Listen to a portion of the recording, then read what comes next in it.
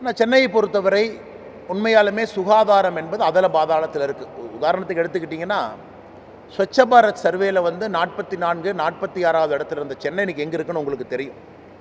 100வது பொசிஷன்லாம் தாண்டி 200வது பொசிஷன் நோக்கி போயிட்டுருக்கோம்.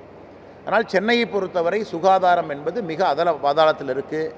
மக்கும் குப்பை மக்காத குப்பையெல்லாம் அவங்க பிரிக்கிறதே கிடையாது. அதனுடைய அடுத்த வெளிப்பாடு இது எக்ஸ்பெக்டட் தான். அடுத்த வெளிப்பாடு ஒரு மழை தண்ணீர் வரும் பொழுது இதெல்லாம் கலக்கும். மக்கும் குப்பை இதெல்லாம் கலந்து தண்ணி குடிநீர் பைப்போட கலக்க ஆரம்பிக்கும். அதை மக்கள் குடிக்க ஆரம்பிப்பாங்க. ஆனால் இதை பற்றி எதுவுமே சுகாதாரத்துறை அமைச்சர் பேசுவது கிடையாது, யாரும் பேசுவது கிடையாது. இது சென்னையில் நீங்கள் ஒருத்தர் அப்படின்னு எடுத்தால் கூட இன்றைக்கி ஒருத்தர் அப்படின்னு நம்ம பார்க்குறோம். மீடியா கேட்பாங்க, என்ன ஒரு பையன் தானே இறந்துருக்கான் அப்படின்றது. ஒரு பையன் இறந்தான் என்று சொல்வதை விட எத்தனையோ பேர் எத்தனையோ நோயில் மாட்டி இருக்கின்றார்கள். குறிப்பாக சென்னையை பொறுத்தவரை காரணம் அடிப்படை சுகாதாரம் என்பது அங்கே அதல பாதாளத்தை நோக்கி சென்று கொண்டிருக்கிறது. ஆனால் இது சட்டப்பேரவையில் இதை பற்றி விவாதம் நடப்பது கிடையாது. இதை பற்றி சுகாதாரத்துறை அமைச்சர் பேசுவது கிடையாது. இதை தவிர எல்லாமே திமுக அரசில் பேசுவாங்க.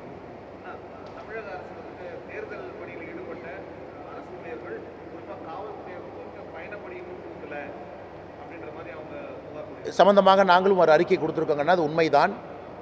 குறிப்பாக தமிழகத்தினுடைய காவல்துறை நண்பர்களுக்கு தேர்தல் பணியில் யாரெல்லாம் ஈடுபட்டிருக்காங்களோ அது எலெக்ஷன் கமிஷன் ஆஃப் இந்தியாவுடைய ஸ்டாண்டிங் ஆர்டர். அது எலெக்ஷன் கமிஷன் ஆஃப் இந்தியா ஆண்டாண்டு காலமாக காவல்துறை அவர்களுக்கு சில நேரத்தில் சிறப்பு ஊதியம் அதை கொடுக்குறாங்க. அது பயணப்படியாக வருது, வேறு வேறு கேட்டகரியில் கொடுக்குறாங்க. ஆனால் தமிழக அரசை பொறுத்தவரை அது கொடுக்கல. கள்ளச்சாராய மரணங்களுக்கு உடனடியாக 10 லட்சம் ரூபாய் எடுத்துக்கொண்டு ஓடி செல்லக்கூடிய தமிழக அரசு மக்களுக்காக போராடக்கூடிய காவல்துறைக்கு எலெக்ஷன் கமிஷன் சொல்லி இருக்கக்கூடிய ஸ்டாண்டிங் ஆர்டர்ஸின் படி தேர்தல் பணியில் யார் ஈடுபட்டிருக்காங்களோ இன்னுமே கொடுக்கல. தேர்தல் முடிஞ்சு, கவுண்டிங் முடிஞ்சு, எம்பி எல்லாம் பதவி பிரமாணம் முடிஞ்சு, பார்லிமெண்ட் முதல் செஷனும் முடிய ஆரம்பித்திருக்கிறது. அதனால் இதை பற்றி நாங்களும் ஒரு விரிவான அறிக்கையை நேற்று கொடுத்துருக்கோம். இது உண்மையாலும் கண்டிக்கத்தக்கது. காரணம், முதலமைச்சர் அவர்கள் நேற்று காவல்துறை சம்பந்தப்பட்ட துறை ரீதியான கோரிக்கைகள்லாம் பதில் சொன்னாங்க. இதை பற்றி முதலமைச்சர் அவர்கள் பதில் சொல்லுவாங்க, உடனடியாக அதுக்கு சம்பந்தப்பட்ட நடவடிக்கை எடுப்பாங்கன்னு பார்த்தோம். அதற்கும் முதலமைச்சர் பதில் சொல்லலை. அதனால் அது ஏமாற்றம் மட்டும்தான் அனைவருக்கும் மிஞ்சி இருக்கிறது.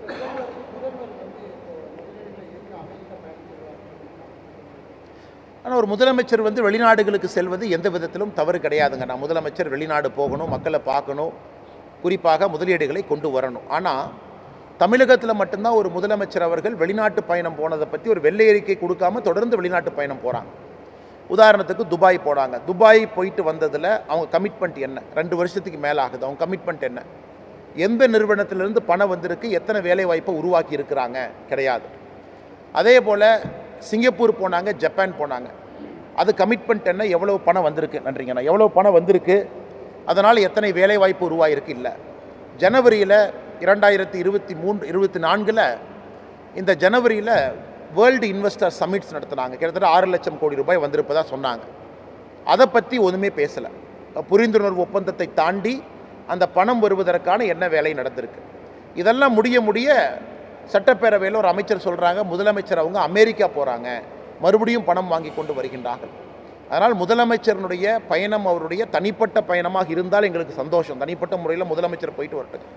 ஆனால் அரசு செலவில் முதலமைச்சர் ஒரு பயணமாக இத்தனை IAS அதிகாரியை கூட்டிகிட்டு போகும்பொழுது மக்கள் அக்கௌண்டபிலிட்டியை கேட்குறாங்க. மக்கள் கேட்குறாங்க, இதுவரை 3 ஆண்டுகளில் முதலமைச்சர் சென்ற பயணத்தினால் தமிழக மக்களுக்கு கிடைத்த லாபம் என்னன்னு கேட்டிங்கன்னா, துபாயிலிருந்து ₹1 வரலிங்கன்னா, ஜப்பான் வரல, சிங்கப்பூர் வரல, உலக முதலீட்டாளர் மாநாட்டை பற்றி நமக்கு தெரியாது. கிட்டத்தட்ட அதுவும் 6 மாதம் ஆகிற காரணத்தினால இன்றைக்கி அவங்களும் ஒரு வெள்ளை அறிக்கை கொடுக்கணும். எதுவுமே கொடுக்காமல் முதலமைச்சர் தொடர்ந்து வெளிநாட்டு பயணம் செல்வதனுடைய மர்மம் என்ன அப்படிங்கிறது தான் ஒரு சாதாரண மனிதனுடைய கேள்வியாக இருக்குது.